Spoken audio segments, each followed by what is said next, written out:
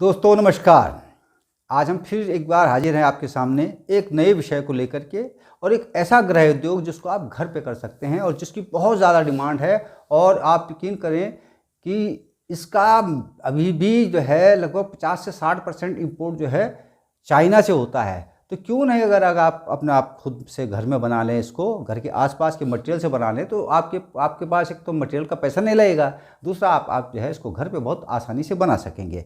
आज हम इसी क्रम में बात करेंगे एक नए ऐसे प्रोडक्ट की जो हर घर में लगभग हमेशा रोज़ इस्तेमाल होता है। इससे पहले कि मैं आज बात शुरू करूं, आप मेरे इस चैनल को शेयर करिए, देखते रहिए और सब्सक्राइब जरूर करिए। देखिए, आपको नई नई जानकारी, और घर में रह करके कोई छोटा सा भी बिजनेस करना है, वो घर के आसपास के सामान से जिसमें आपका कोई लागत नहीं लगेगी, उससे बन सकता है। तो इसके लिए आप जो है निरंतर इसको देखते रहिए। तो शुरू करते हैं आज का कार्यक्रम। आज हम बात करेंगे अगरबत्ती और धूप बत्ती बनाने की। आपने देखा होगा दोस्तों, बहुत से आपको जो है वीडियोज मिल जाएंगे इस तरह के, जिसमें धूप बनाने, अगरबत्ती बनाने का बात सिखाई जाती है। उसमें आपको जो है सारा मटेरियल आपको बाहर से खरीदना पड़ता है। तो क्या ज़रूरत है, अगर आपके घर के आसपास ही वो जो है सामग्री उपलब्ध हो, तो आप क्यों नहीं आप अपने घर में बना सकते हैं। तो देखिए, धूप बनाने में या अगरबत्ती बनाने में सबसे ज़्यादा इस्तेमाल होता है लकड़ी का बुरादा या पत्ते का बुरादा। दूसरा इस्तेमाल होता है उसमें कोयले का चूरा।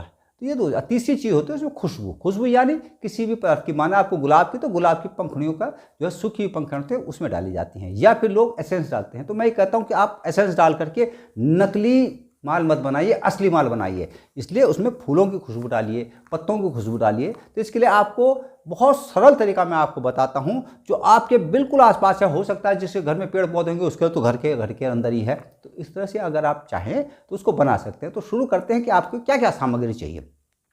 अगर आपको, देखिए, सबसे पहले धूप बनाना ज़्यादा सरल इसलिए कि धूप में स्टिक नहीं लगती। धूप में जो बांस की तीली है वो नहीं लगाई जाती है। तो धूप बनाना ज़्यादा सरल भी है और ज़्यादा अच्छा भी रहेगा आपके लिए। नहीं तो आपको बांस की तीलियाँ बाहर से खरीदनी पड़ेंगी, जो है आपको किसी तरह से, क्योंकि मटेरियल आपके आसपास तो है नहीं। तो इसलिए आप जो है धूप बनाइए तो ज़्यादा बेटर। और धूप की अपनी अहमियत बहुत ज़्यादा है बजाय अगरबत्ती के। तो आप क्या करिए कि आसपास में जितना आपको सूखा पत्ता मिलता है गिरा हुआ, उस पत्ते को इकट्ठा कीजिए। आपको हो सकता है आपके घर में पेड़ पौधे हों, उनमें हो। आपको हो सकता है कि आपने गेंदा लगा रखा हो, आजकल गेंदे के पत्ते होंगे, उनको सुखा लीजिए, उससे भी आपका काम हो सकता है।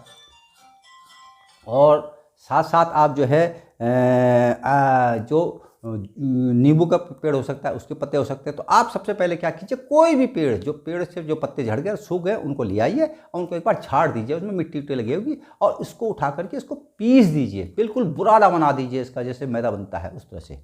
बस आपका एक रॉ मटेरियल तैयार हो गया। अगर आप इसमें साथ साथ में कोयला डाल सकें, कोयला क्या करना है, कोयला लाना है आपको और कोयले को पीसना है। कोयला भी आप घर में बना सकते हैं, लकड़ियों को जला करके, तो उसको भी साथ साथ पीसना है।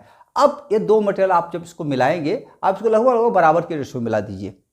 बराबर के रेशो में मिलाएंगे तो इसमें आपको अब किस खुशबू की धूप बनानी है, तो इसमें एक नई खुशबू आपको बताना चाहता हूँ जो बाजार के अंदर उपलब्ध नहीं है। आपको ताजुब होगा कि आप ढूंढ लीजिए पूरा बाजार जो है, यहाँ ही नहीं, केवल देश का नहीं, भारत का ही नहीं, बल्कि विदेश का भी अगर ढूंढेंगे तो आपको इस तरह की खुशबुएं नहीं मिलेंगी। तो आपको सबसे पहले आप जो है पुदीने के पत्ते सुखाइए।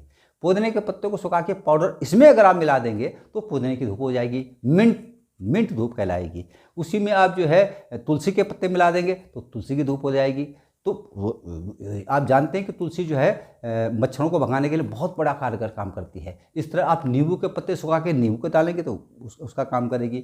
आप गेंदे के पत्ते आप सुखा के डालेंगे तो उसका काम करेगी। गेंदे के फूल सुखा के डाल सकते हैं, गुलाब के। अब इन सबको आप मिला लीजिए। अब क्या करिए, इसमें आप अगर बेहतर बहुत बढ़िया ढंग से बनाना चाहते हैं तो इसमें थोड़ा सा जो है अपने हिसाब से इतना जो है, या तो नारियल का तेल मिलाइए और उसको गूंथना शुरू कीजिए। गूंदेंगे जब, तो गूंदना ऐसा है कि इसको हाथ में रह करके फैला रहे, लेकिन जैसे ही आप इसको जो है बटेंगे, इसको जोर से दबाएंगे तो ये आप इकट्ठा हो जाए। बस अब आपका रॉ मटेरियल बिल्कुल तैयार है। जो खुशबू आपने इसमें डाली उसको खुशबू इसमें आ गई। अब आप इसको जो है, सांचे आते हैं, एक पाइप सा लीजिए, उसके अंदर इसको ठूंसते रहे तो एक दूसरी तरफ से जो है इसकी जो है सीके बाहर निकलते रहेंगे। तो इस तरह से आप इसमें आप घी मिला सकते हैं, प्योर घी की बत्ती आप बना सकते हैं। आजकल सवरनी कप का फैशन है, कपों में जो है यही धूप का मटेरियल भर दिया जाता है, उसमें आग लगा करके जब कर रहे हैं तो बहुत बड़ी खुशबू आती है। तो इस तरह से आप जो है घर में एक छोटी चीज़ से बना सकते हैं। अगर आप जो है अगरबत्ती की मशीन लगा सकते हैं तो उसका रॉ मटेरियल तैयार है।